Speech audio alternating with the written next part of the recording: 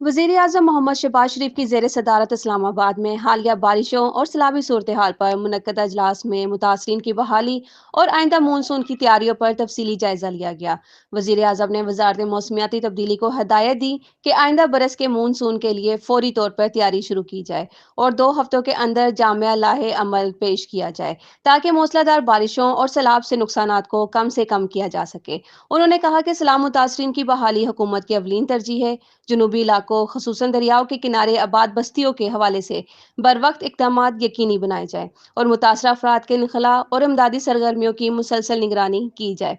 इजलास में फैसला किया गया कि ऐसे मुतासरीन जो नादरा के साथ रजिस्टर्ड नहीं है, इन तक भी माली मुआवनत पहुँचाने के लिए खसूसी कमेटी तश्कील दी जाए।